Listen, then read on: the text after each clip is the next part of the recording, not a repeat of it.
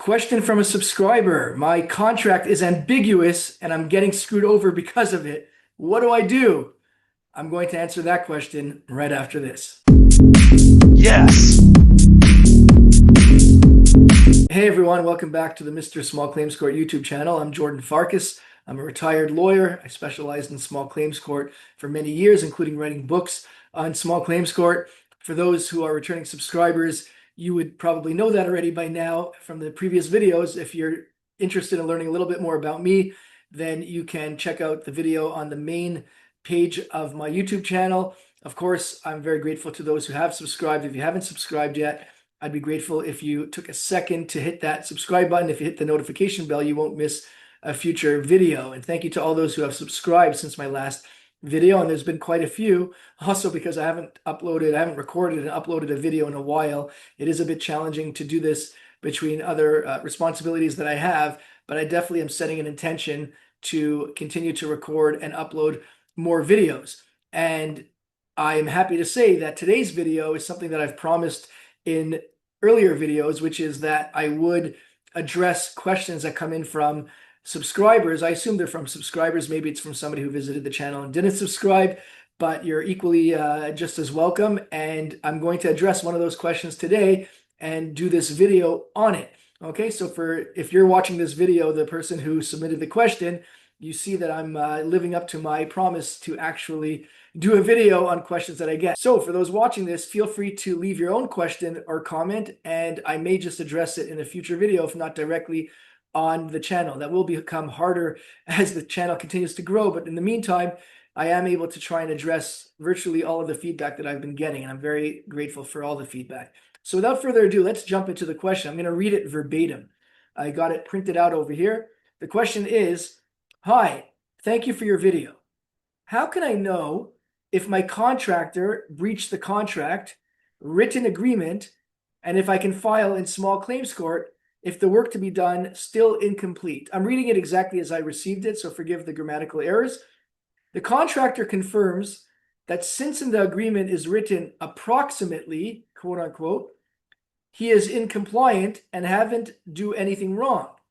For this example, the approximately length of work was 4 months, and still by the 10th month, work is not completed. Thank you." So thank you again. If you're the person who submitted this question and you're watching this video, thank you so much. And for those who maybe didn't catch that, the question is pretty straightforward. The question is, what do I do? I have a contract with a contractor to do work. The nature of the work, it's not important for the purpose of this video, and I don't know what the nature of the work is anyways. We can assume it's landscaping work, whatever the case may be. But the question is, I have a contract with this contractor, and it says that the work will be completed in 4 months approximately. Okay, now it's in the 10th month and the work still isn't completed. What do I do? So that's a very common occurrence that happens as a result of not having a clearly defined contract that has ambiguous terms in it. And that's one of the many reasons why it often pays to get a consultation with a lawyer to review contracts before you enter into one. I understand that not everybody does that. It's not always practical, etc., etc. But the reality is that here this poor person finds himself in a situation where they are not having a contract completed, and having an ambiguous term is certainly not helpful. Okay, so this could have been avoided, and I'm not saying this to chastise the person who submitted this question, but this could have been avoided in the first instance by having a competent attorney review the contract to make sure it doesn't have ambiguous terms. And in the very least, if you don't feel like you have the funds or the finances to get a lawyer involved, do your best to try and anticipate vague terms like this, like approximately, around, perhaps, all sorts of vague terms that can be put into a contract. Weasel wording, as I like to say, that's put into a contract to try and protect the contractor. Do your best to try and avoid words like that and to try and flush it out to make sure the contract is as clear as possible. Okay, but that's the question we have here. And those who have watched my earlier videos will know I've got my trusty old school whiteboard where I've jotted down a few notes as to what you can do to deal with an ambiguous term in the contract. Okay, so ambiguity in the contract is what it says here in the header. And the first thing I wrote down is consumer protection. Now, what do I mean by that? So for example, this comment, the question that came from the user came from the video I did on the California Small Claims Court. So let's assume, for argument's sake, that the person who submitted this question is in California. So what the person should do is to check, first of all, is there any sort of requirement that's incumbent on the contractor as the service provider to clearly state what the terms of the contract are. So my background, for those who have watched my bio video, know that my background is from Ontario, Canada. And in Ontario, Canada, at least when I was practicing, I don't know what the law is today because I'm retired for many years, but when I was practicing in Ontario, Canada, there was a Consumer Protection Act.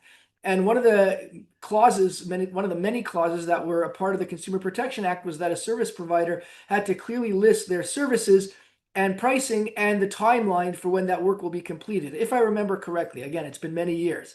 Okay, so using that as an example, this person submitting the question, the first thing that they should do is to check if there's any sort of consumer protection laws in California that dictate how the terms of a contract have to be set out by the contractor. And the reason why that's important is because if, for example, the consumer protection law, by the way, it doesn't have to be consumer protection law only, it could be any law, okay? And nowadays with AI tools, you can use that to assist you. Of course, the ideal would be to consult with an attorney to get a consultation and see what the legal rights are. That's the ideal. I understand, again, especially dealing with small claims court, it's a function of budget and how much money is in dispute. But regardless, let's say the person's doing this on their own, it's wise to check what the law says and to see if there's any sort of consumer protection law or any other law that dictates what is incumbent on a contractor in a case like this. Because if the law says that the contractor has to have a clearly defined set of timelines for the work that they're doing, well, then the contractor arguably has run afoul of that by writing approximately, okay? Because approximately is too vague. So it's very useful to look into the law to see what the law states about this contract. And this may sound obvious, but on the other hand, you may not have thought of this, because who would have thought there'd be some law that deals with ambiguity? But the reality is there are a lot of jurisdictions around the world that do this for this very reason, so as to protect the consumer, the person that submitted the question in this instance, from ambiguities like this. Okay, so check the law to see if it speaks to what a contractor must provide for in their contract. That's number one on my list. Number two here is industry norms. Okay, so right now we have a vague terminology of approximately 4 months, and now we're in the 10th month. So what is the industry norm? What is considered reasonable? Okay, what is a reasonable amount of time for the contractor to still not have completed the work? And the reason I say that is because you can say, well, why shouldn't it be 4 months? Well, because the contractor put in there approximately. So that does give the contractor some wiggle room. Again, leaving aside the consumer protection. Okay, so now we're going on the basis that there's no consumer protection law that governs this contract. So we're going to look at other avenues of exploring that can help this person win in small claims court. So now we're looking at the idea of what is the industry norm for a reasonable amount of time beyond 4 months. Does approximately mean 4.5 months, 5 months? Does it even mean 10 months? So it's worth checking into what the industry standard could be. Now, how do you do that? How do you find out what an industry norm is? Well, simply put, I would say check with another contractor and ask that contractor what would be a reasonable amount of time to complete the work. Now, the contractor will probably need to know all the facts of the case and all the circumstances, and that's fine. You can talk to the contractor about that. And later on, if you do decide to sue, let's say the contractor says that no, reasonable amount of time for approximate would have been 5 months, then you can maybe even enlist that contractor to be your witness. Okay, sometimes you may have to pay that contractor, you may have to issue a subpoena to that contractor. That's beyond the scope of this video. I've talked about in earlier videos how to get witnesses for trial. But the point is that if you can get an opinion from a contractor, hopefully with a lot of years of experience and a lot of credentials, then that can help you if you do decide that you have no choice but to sue in small claims court, then hopefully that can help you win your case. Now, why would a contractor ever get involved? Well, number one, you have the idea of expert testimony. So you can have testimony being what the witness would say under oath in trial. So maybe there's contractors that offer their services as expert witnesses. Again, I understand we're dealing with small claims court, not higher court. So this may be a function of what the budget is and how much money is at stake. But on ideal terms, there may be contractors of that nature that serve as expert witnesses. Alternatively, if the contractor wants the work for themselves. So for example, let's say you decide, okay, enough's enough, 10 months is too much time, I'm going to hire another contractor, then that contractor is more motivated, hopefully, to get the contract from you if they'll be a witness for you in exchange. So maybe it costs $5,000, for example, to rectify and complete the work. You've paid the first contractor $5,000 extra for work that wasn't completed, so you can sue the contractor for that $5,000 difference and use the new contractor as a witness for your case. Again, that contractor should have good credentials, many years of experience behind them. You may have to submit their resume as a part of your small claims court lawsuit to show their credentials, especially if you want to qualify them as an expert. Again, I'm getting into the weeds here. That's beyond the scope of this video. But the point is to find out what the industry norms are for what is a reasonable amount of time to complete the contract, whether it's 4.5 months or 5 months. That will depend on the circumstances of your case. And therefore, if you can enlist that new contractor who maybe you're going to hire to finish the job, then that would be helpful potentially for you. Of course, if you do enter into a contract with the new contractor, ensure that that contractor doesn't put in any sort of ambiguous terms. Learn from the previous contract and make sure the contract is as clear as possible. Number 3 on my list is the why. Okay, it's kind of similar to the previous point that I raised, which is why is it that it's been 10 months since this contractor completed the work? Now, maybe the contractor has a reasonable basis for this. Okay, maybe it's because the materials that the contractor ordered were delayed as a result of some act of God, some unforeseen circumstances, and therefore they can't complete the work in time. Or maybe it's as a result of you yourself, you, this person who hired the contractor, maybe you did something that hindered the contractor's work. Okay, so it really takes an honest introspection to determine why it is that the work has been taking this long. If the contractor cannot give you any reasonable basis for it taking this long, then that's a good indication that you have a good argument in small claims court. Okay, so if the contractor says, for example, oh, I've had a whole bunch of employees quit on me, well, that's not your problem. The contractor cannot unreasonably not finish the work and try and rely on the clause that says approximately because of personal circumstances that are getting in the way of the contractor completing the work. They can only rely on this clause that says approximately if they have a reasonable basis for not completing the work in time. But their own personal issues with hiring, etc., that's not on you, the person who hired the contractor. So definitely determine the why. Why is it that this work has been taking so long? And if there is not a reasonable basis for the work taking this long, then you likely have a good claim in small claims court. Reminder, by the way, that none of this should be construed as specific legal advice. This is just speaking on a general, this is speaking in general terms only, okay? So even though I'm addressing, especially if it's you who's watching this video on the question that you submitted, I'm speaking generally. I cannot give you specific legal advice. If you want a personal consultation, you could contact me. My website in this regard is in development as we speak, but I do offer personal consultations, which aren't legal advice either, but they are definitely tailored on a more one-on-one basis where I'm reviewing your documents and having a discussion over it. But giving specific legal advice, I cannot do, especially because I'm not licensed in the jurisdiction where you're submitting the question. In any event, I digress. Back to the question. So we've got here the industry norms, the why. We talked about consumer protection laws. 4th on my list is beware of limitations. So this is something that I speak about all the time. Those who have watched my earlier videos, I talk about the idea of the limitation period or the statute of limitations, which states that you have a certain time period for which to file your claim. I'm not going to get into the whys. I've talked about that in earlier videos, but the bottom line is, if this has been dragging on, you have to check in your jurisdiction to see what the statute of limitations is. What is your deadline to file a lawsuit? So if things continue to drag on, let's say the statute of limitations is 1 year. Okay, that's a bit tight, but let's say every jurisdiction has a different timeline. Let's say your statute of limitations in your jurisdiction says that you've got 1 year from when you discovered your claim to file a lawsuit. So just beware, if you're continuing to give the contractor time to complete the work, don't let them drag this out for more than a year, for example, to use the example I just used, because that may disallow you from filing your lawsuit. So always be aware of your limitation period, of your deadline to file your lawsuits. I just thought I would include that because we're talking about a case where something's been dragging on for quite some time.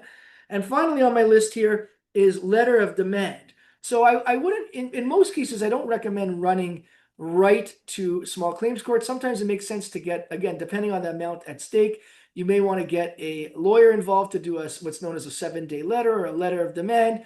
Of course, the risk of that is that it may certainly turn the contractor off of you. They may run to court first and position you as the defendant just as a strategic ploy. So there are some risks of doing a letter of demand. It's already starting to escalate matters into confrontation. So I don't always suggest it, but sometimes rather than going straight to small claims court, you may want to start with a letter of that nature. Also, I feel that you should be documenting your efforts at trying to get the work completed. And that's another relevant factor for how strong your small claims court lawsuit will be, because a judge may also look into the fact, or the decision maker, maybe a judge, a trier of fact, it could be a referee in some jurisdictions.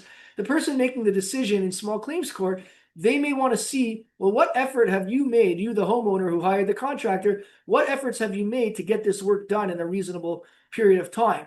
And it's important to have a paper trail. So don't just do things verbally. Don't just make phone calls. Send a follow-up text or an email, and then make sure to have those emails or texts printed out so that if you do find yourself in small claims court, then you want to be able to show evidence that you tried to get this contract done as soon as possible. And that also speaks back to what I said before about the why. Why isn't the work being done?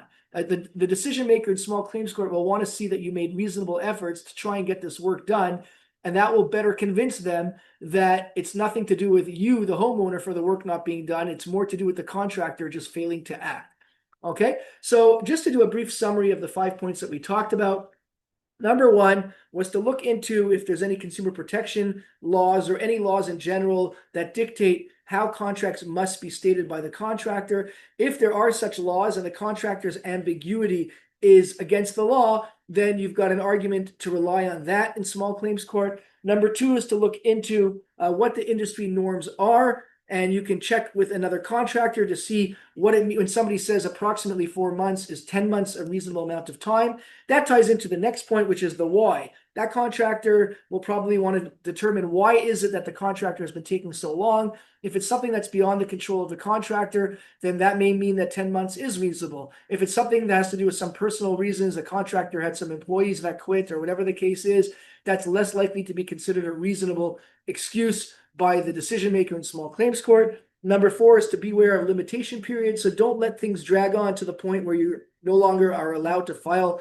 You could, in most jurisdictions, you could actually file your claim, but then the defense, the defendant, the person you're suing, the contractor in this example, could raise the limitation period as a defense. So make sure you don't let too much time pass. Always be aware of what the limitation period is in your jurisdiction. And number five is you may want to consider a letter of demand or a lawyer's letter, 7-day letter, however you want to call it, before you go right to small claims court. And also make sure that you have a clear paper trail showing that you made every effort to get this work completed. And by the way, it doesn't mean the paper trail has to be threatening or anything like that. Just general, like, hey, it's already 4.5 weeks. Well, 4.5 months rather. Why isn't the work done? And then if it continues, into the 5th month, all right, now it's been 5 months. I'm just wondering where we're at over here. Have a clear paper trail to show that you made efforts to get the work done. So I hope you, especially if you're the person who submitted this question, I hope you found this video helpful. If you have any questions or comments, feel free to leave that in the section below for the questions or comments. Your feedback is always appreciated. I almost forgot, don't forget to hit the like button for those who have subscribed. Thank you once again. If you haven't, it really helps me. It also helps you not miss a future video to hit the subscribe button and the notification bell. And as always, super grateful to all you watchers or viewers or listeners. If you were listening as you went about doing your work, a lot of people don't necessarily watch my pretty face over here. They just kind of listen in the background as they're working, and I am just as grateful to you as well. And until next time, I look forward to seeing you at the next video. Hey, thanks for watching. If you found that video helpful for winning your small claims court lawsuit, then you're not going to want to miss a future video. Hit the like button, the subscribe button, and the notification bell. It takes a second so that you don't miss a future video to help you win your small claims court lawsuit.